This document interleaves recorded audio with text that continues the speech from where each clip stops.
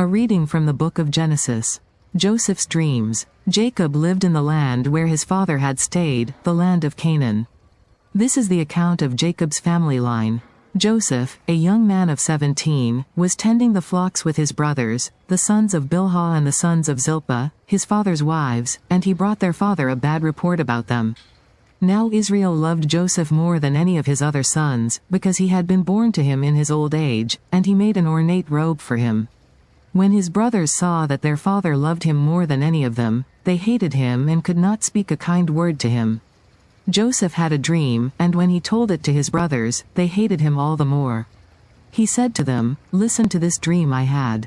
We were binding sheaves of grain out in the field when suddenly my sheaf rose and stood upright, while your sheaves gathered around mine and bowed down to it." His brothers said to him, "Do you intend to reign over us?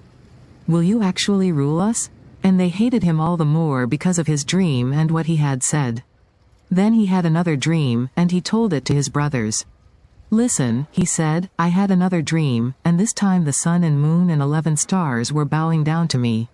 When he told his father as well as his brothers, his father rebuked him and said, "What is this dream you had? Will your mother and I and your brothers actually come and bow down to the ground before you?" His brothers were jealous of him, but his father kept the matter in mind.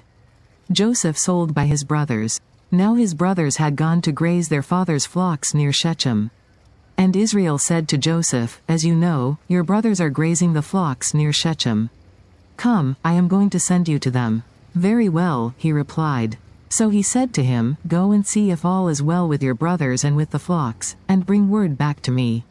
Then he sent him off from the valley of Hebron. When Joseph arrived at Shechem, a man found him wandering around in the fields and asked him, "What are you looking for?" He replied, "I'm looking for my brothers. Can you tell me where they are grazing their flocks?"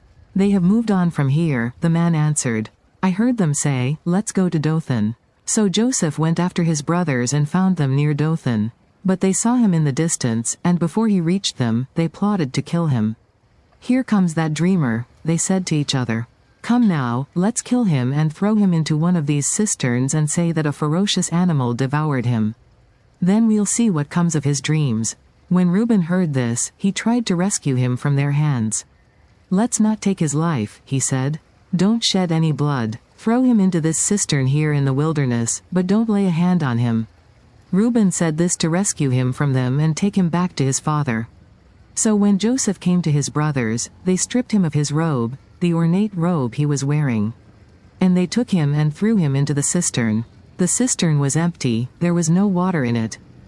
As they sat down to eat their meal, they looked up and saw a caravan of Ishmaelites coming from Gilead. Their camels were loaded with spices, balm and myrrh, and they were on their way to take them down to Egypt. Judah said to his brothers, "What will we gain if we kill our brother and cover up his blood? Come, let's sell him to the Ishmaelites and not lay our hands on him. After all, he is our brother, our own flesh and blood." His brothers agreed. So when the Midianite merchants came by, his brothers pulled Joseph up out of the cistern and sold him for 20 shekels of silver to the Ishmaelites, who took him to Egypt. When Reuben returned to the cistern and saw that Joseph was not there, he tore his clothes. He went back to his brothers and said, "The boy isn't there. Where can I turn now?"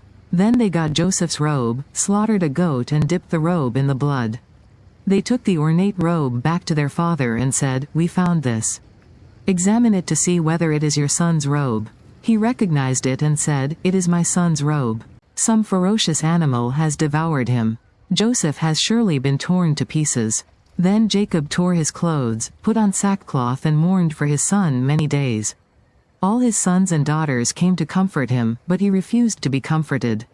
"No," he said, "I will continue to mourn until I join my son in the grave." So his father wept for him. Meanwhile, the Midianites sold Joseph in Egypt to Potiphar, one of Pharaoh's officials, the captain of the guard. The word of the Lord.